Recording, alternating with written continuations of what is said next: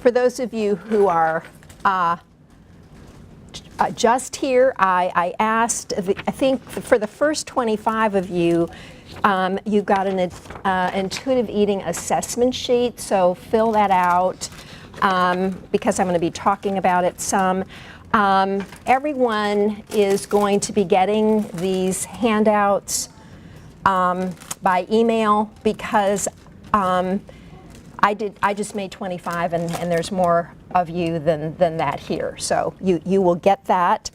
If anybody needs something to write on, actually, you do have a notepad to write on, so that's good.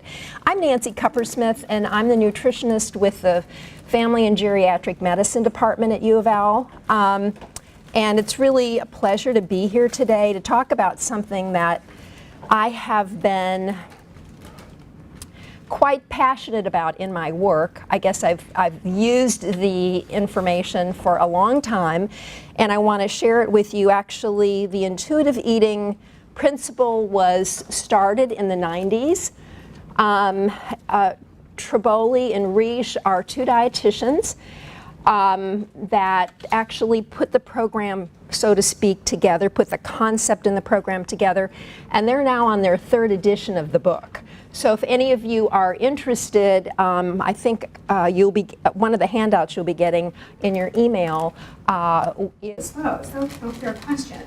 So they followed these twins for about 5 years, and here's what they found, is that dieting independent of genetics was significantly related to weight gain, and it was dose responsive, meaning the more a twin dieted, the more likely they would be weighing even more than their counterpart who didn't diet. Now, isn't that depressing? It's like, yeah, we got to get the word out.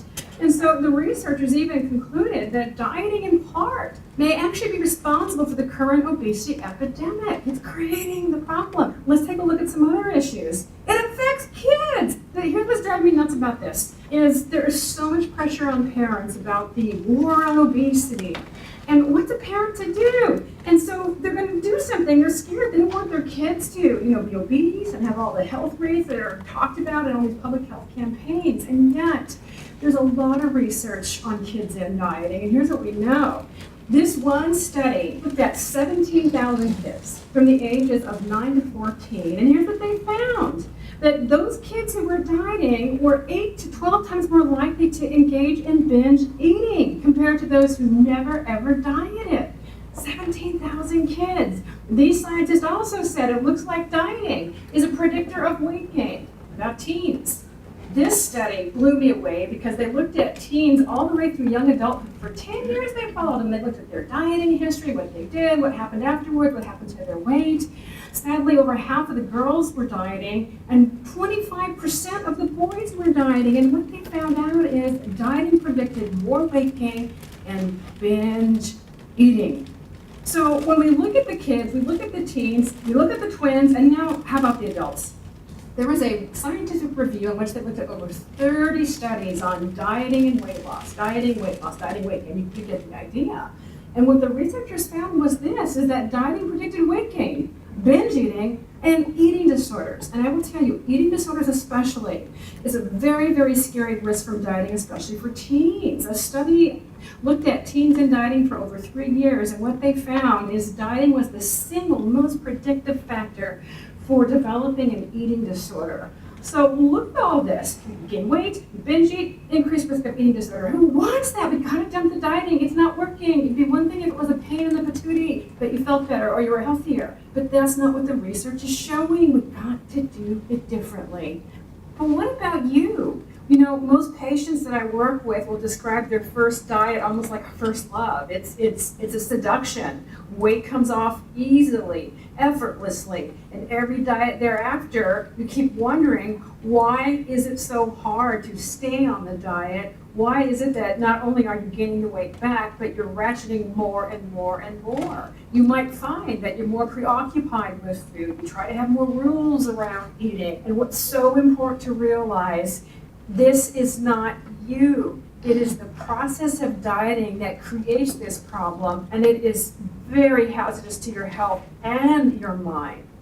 And in the next video, I'm going to show you some ideas on terms of what you can do instead of dieting. Okay. So,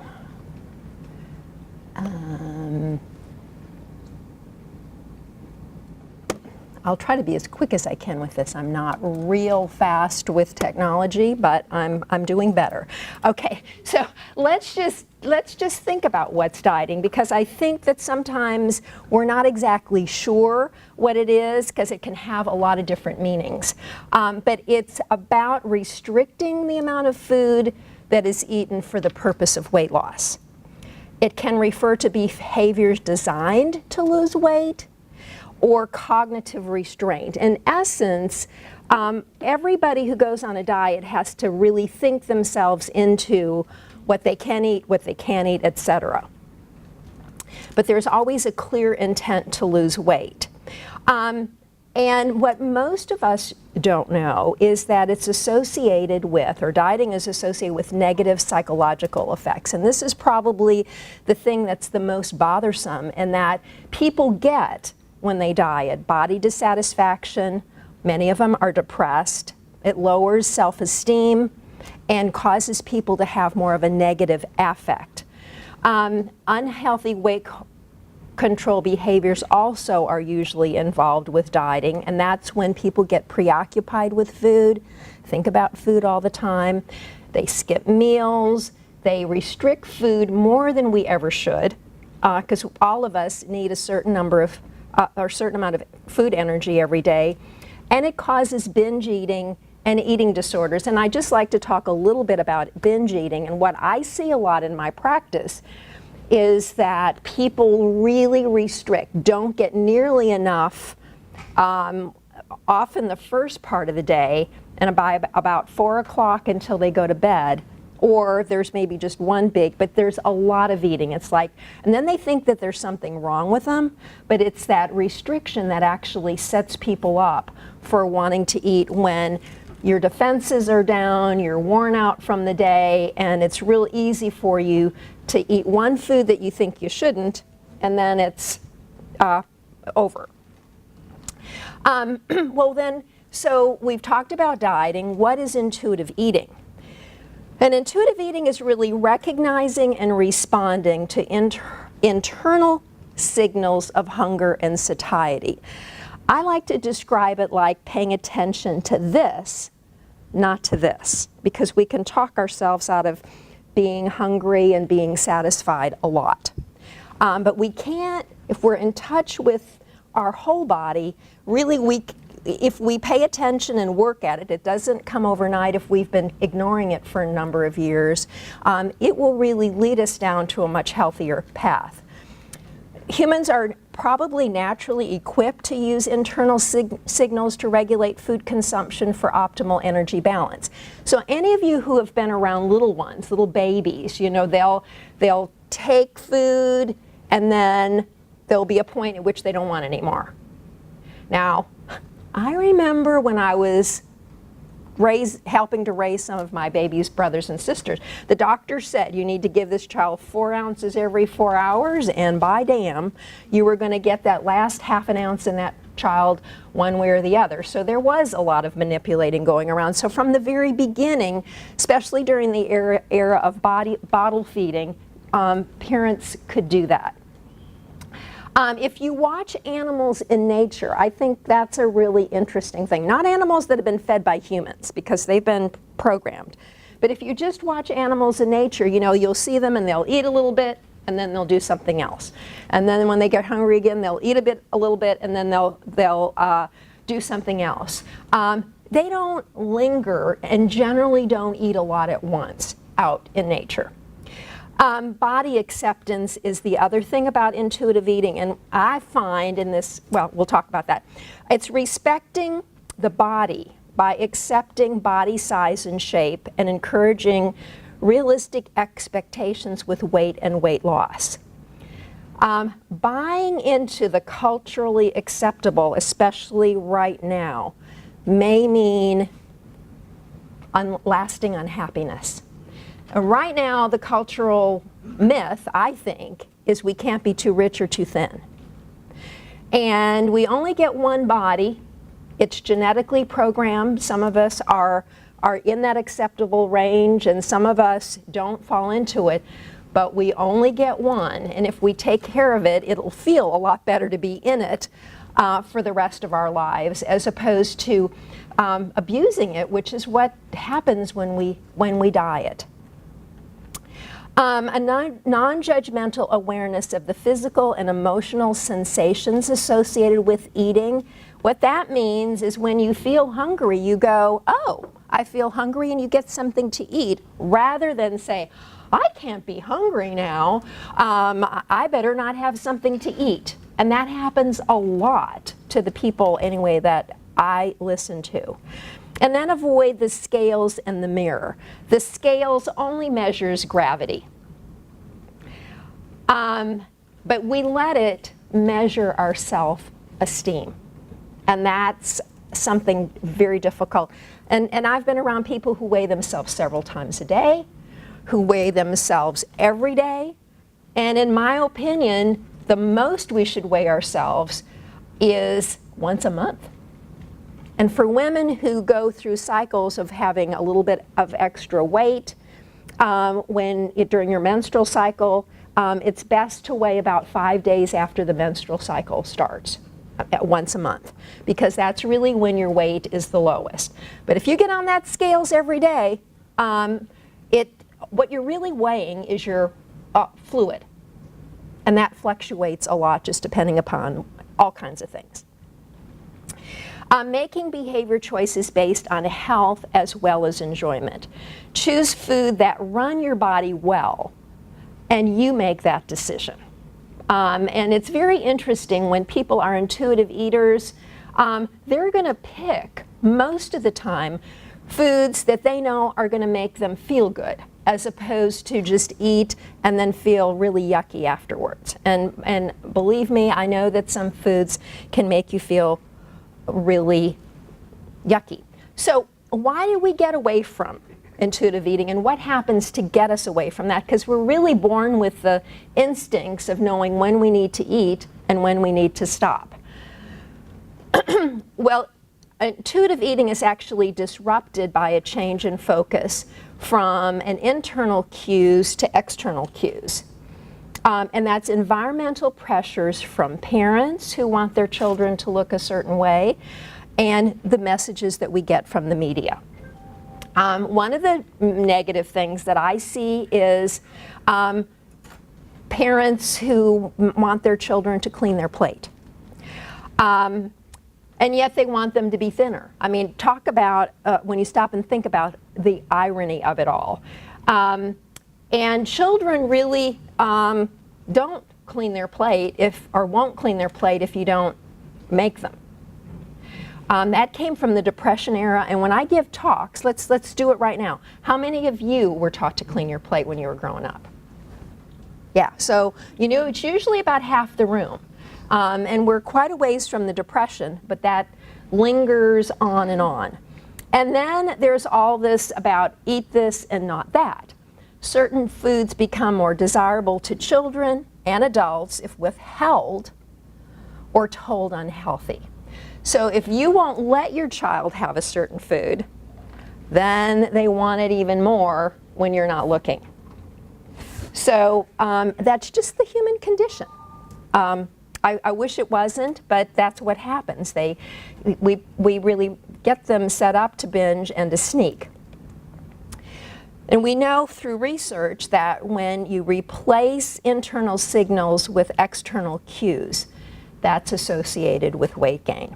So I asked you to take the intuitive eating quiz, and 25 of you actually have that, and I think I told you you're going to be emailed a copy of this, but it's divided into 4 different sections, and I'm going to discuss some things from each section, and if you have any questions, feel free to ask. Now, I do need to stop at 12:30, so I'll try to be as brief as possible, but unconditional permission to eat is the first one.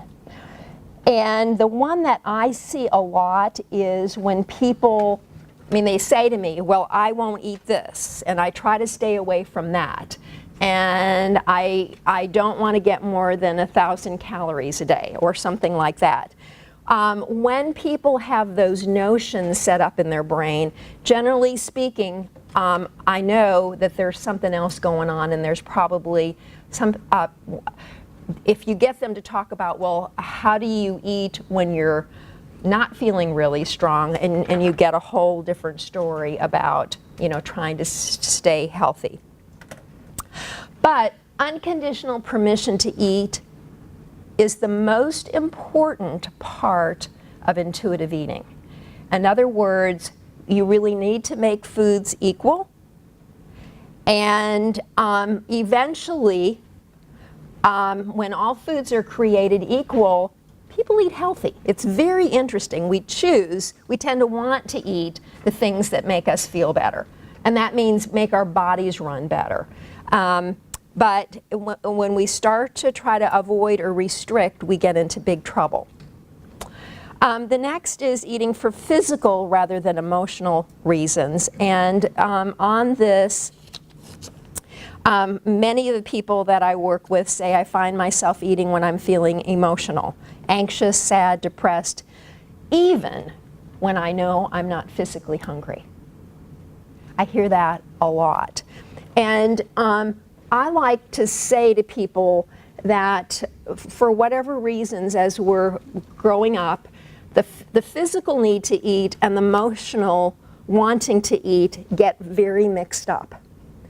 And by giving yourself permission to eat and knowing when you're physically hungry and when you're eating and you're not physically hungry, you can start to pull that apart and find out what is causing the reasons for eating when you're not physically hungry.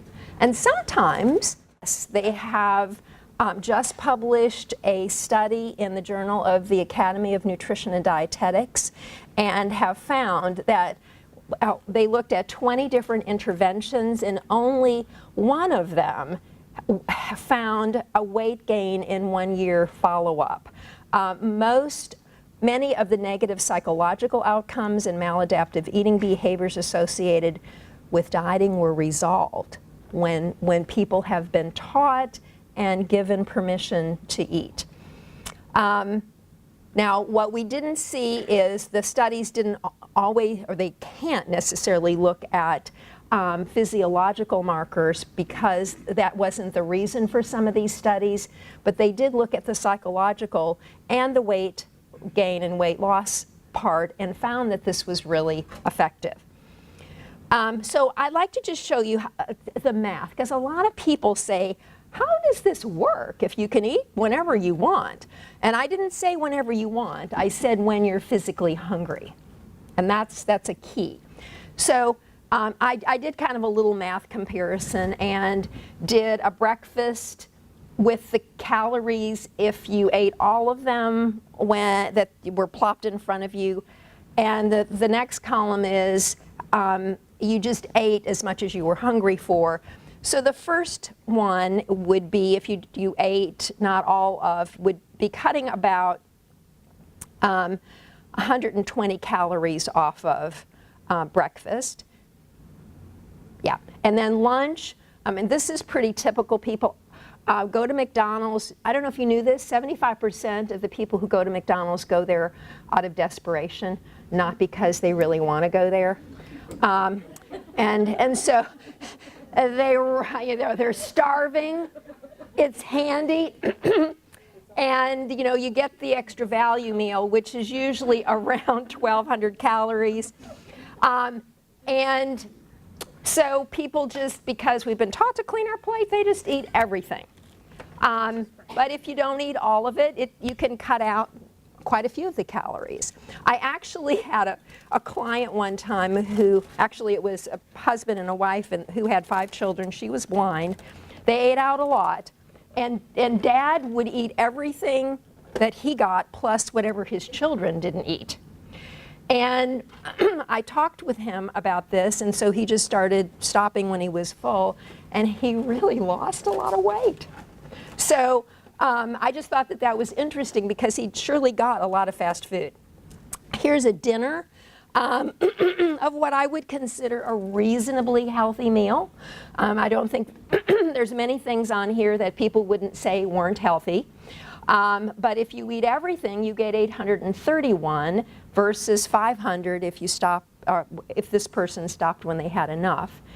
And then the evening dilemma, when people will grab a bag of potato chips, open it up, and start to eat mindlessly out of it, as opposed to getting an ounce worth and paying attention and stopping. So I just put, okay, if you had 3 ounces out of a 6-ounce bag, that'd be 450 calories, versus an ounce of real enjoyment where you didn't feel deprived because you wanted potato chips.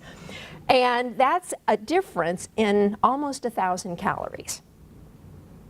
That's how people lose weight, eating intuitively. Now you notice that there were 3 meals here. The person ate when they were hungry. And on the very bottom I put no clean plate club. So, you know, this is not what it's about. Put it away. Save it till the next time. You don't have to waste it. But if you don't waste food, it'll go to your waste. So there's a healthy weight in everybody, and I just want to talk a little bit about this. First of all, what is a healthy weight? It's not a number, but a range. It's usually about a 5 to 10 pound range. So anybody who says I should weigh 123, you know, that's not, you need to give yourself a variation. And usually it's the high end in the winter and the low end in the summer. People naturally gain weight in the winter and lose weight in the summer. So that's an interesting thing.